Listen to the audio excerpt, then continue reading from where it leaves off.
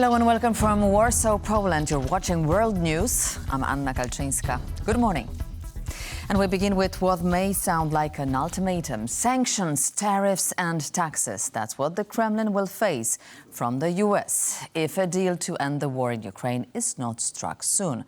President Donald Trump said on Wednesday, and he also called for a peace deal between Russia and Ukraine.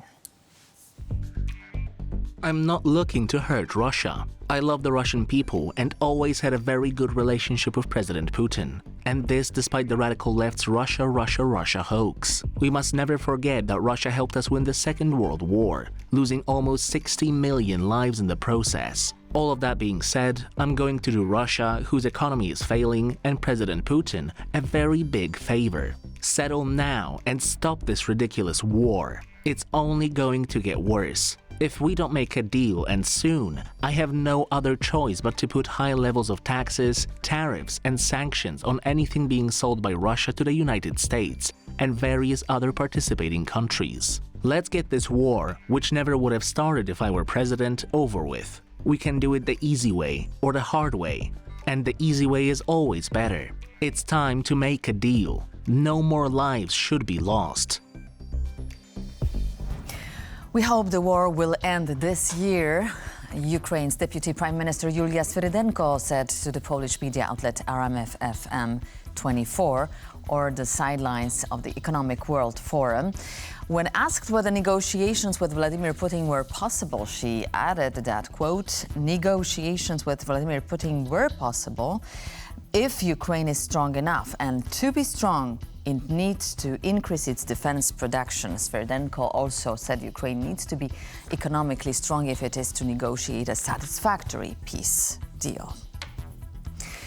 The European Union plans to deliver 35 billion euros in financial aid to Ukraine in 2025. The financing of the aid will be part of the G7 Extraordinary Revenue Acceleration Credit Initiative and the Ukraine Facility Program. The aid was announced by the European Commissioner for Trade, Valdis Dombrovskis, on January 22 via the social media platform X.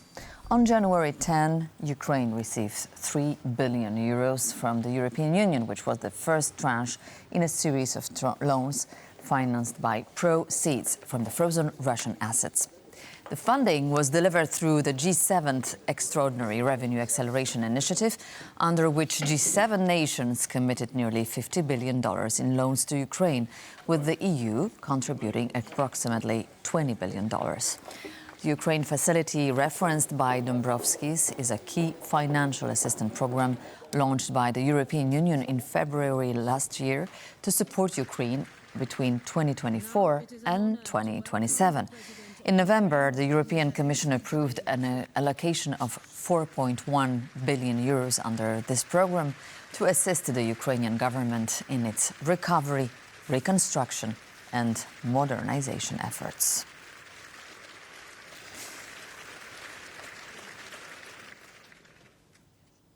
At least one person is dead and 24 have been injured, including one infant, following an early morning Russian attack on the Ukrainian city of Zaporizhzhia.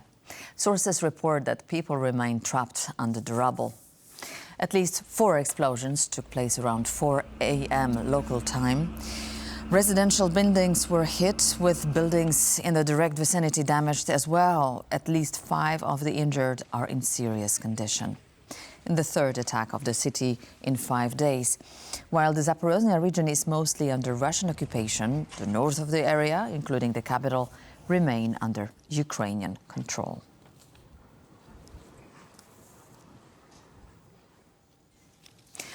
We need competitive energy prices, Polish Prime Minister Donald Tusk said in Oslo after meeting with his Norwegian counterpart, Jonas Gahr Støre. The leaders announced that Poland and Norway would enter into a strategic energy partnership.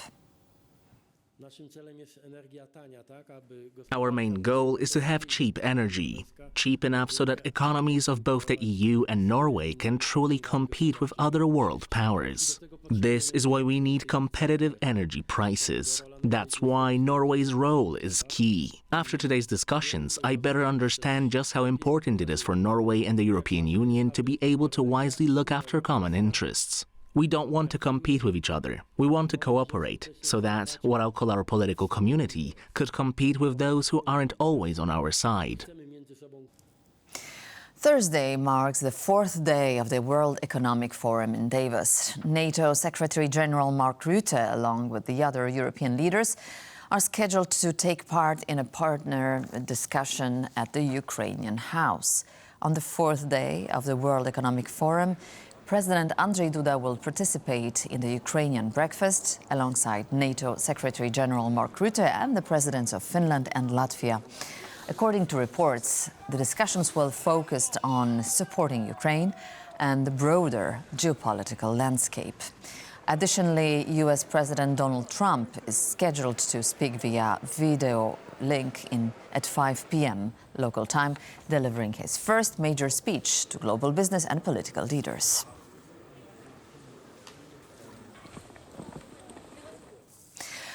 A sustainable peace in Ukraine means that Russia cannot be allowed to seize any more territory in the future, NATO Secretary-General Mark Rutte said on Thursday at the World Economic Forum. He added that a future NATO membership for Ukraine is not a red line for Moscow to draw. Our focus has to be to bring Ukraine in the best possible position when peace talks will start. And when they end, we have to make sure that the peace then we have collectively fostered, that peace is sustainable, will never, ever be challenged again. And yes, obviously, full NATO membership is then the easiest outcome.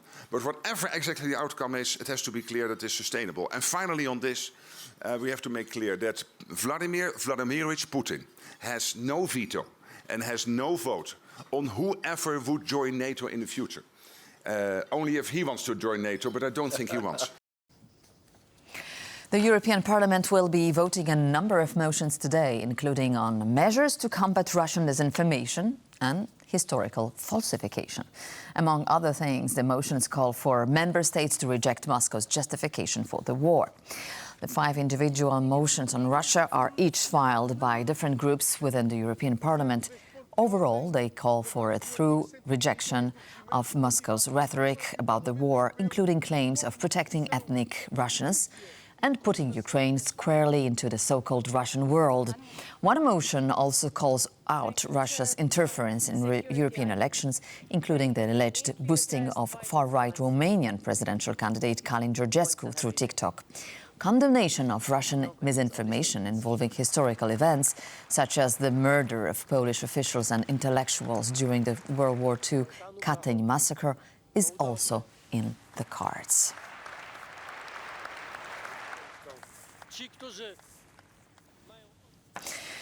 Polish Defense Minister Władysław Kosiniak-Kamysz is scheduled to meet with his German counterpart Boris Pistorius on Thursday in Rzeszów, near Poland's border with Ukraine.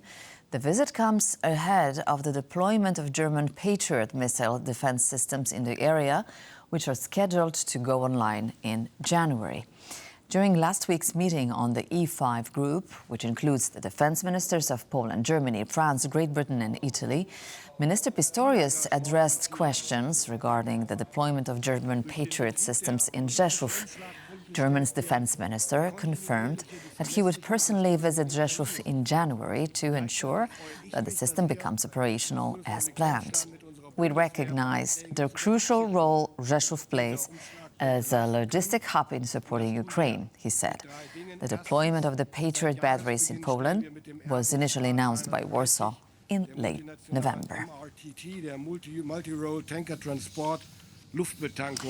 As we speak, this is the joint press conference by Boris Pistorius, the German defense minister, and his Polish counterpart, Władysław Kosiniak-Kamysz.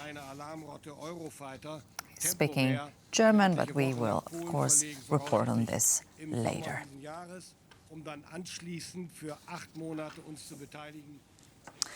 A Russian spy ship is being tracked by the Royal Navy after sailing through the English Channel. The ship, Yantar, is currently in the North Sea, having passed through British waters.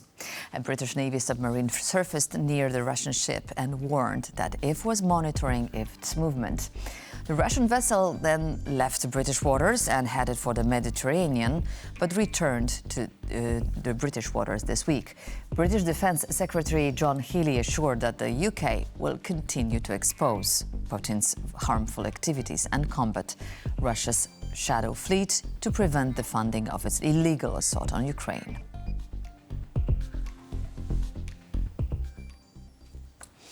Russia is arming itself in an alarming rate, and if Europe doesn't catch up, the continent could soon feel the consequences. This was the main message delivered by the EU's defense executive at the summit in Brussels on Wednesday. EU correspondent Angela Skujins reports. The EU's top defence brass have issued a stark warning from Brussels that if the continent doesn't get serious about defence, it could soon feel the might of Moscow. Kaja Kallas, the EU's top foreign policy boss, said that the US President Donald Trump's assessment of NATO allies not spending enough GDP on their defence budgets was correct. She says that as Russia continues to pump out ammo and other military amenities at an exponential pace, the EU needed to catch up and find unity. This warning was later echoed by the EU Defence Commissioner Andrius Kubilius, who said that he had received intelligence reports from member states and from NATO Secretary General Mark Rutte that if the EU continued at its sluggish defence pace, it should expect an attack from Russia in the next 5 years. Now, many in Brussels are waiting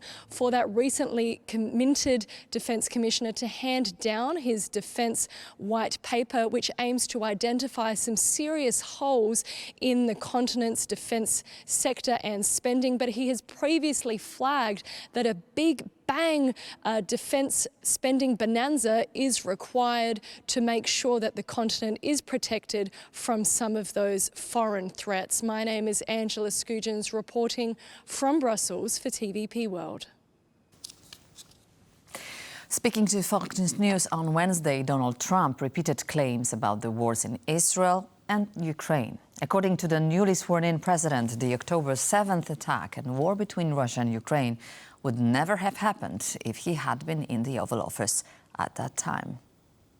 Well, it was a lot of work, and as you know, I felt that we shouldn't have had to necessarily be here. Could have been done, a lot of work could have been, it would have been over. We wouldn't have inflation, we wouldn't have had the Afghanistan disaster, we wouldn't have October 7th with Israel, where so many people were killed, and you wouldn't have a Ukraine war going on. But with all that being said, I think it's bigger. It's bigger than if it were more traditional. Donald Trump has chosen Andrew Pazder to serve as U.S. ambassador to the European Union. The appointment marks a comeback to politics for Pazder after his previous nomination to lead the Labor Department in 2017 was derailed by allegations of domestic abuse. Trump praised Pazder as a successful attorney, businessman, economic commentator, and author. Andrew Pazder previously served as the CEO of an international fast food chain, where he drew criticism over the company's history of pay and work safety violations. In a social media post, Trump pointed to Pazder's economic and financial prowess as a crucial representation of America's interest in the region.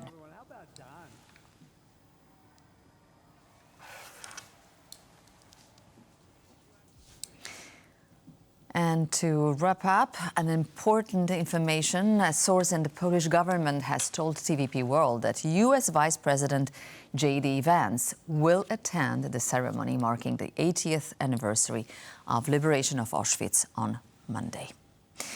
And that's all we've prepared for you in this edition of World News. But please stay tuned to TVP World for more news and more features. Thank you for watching.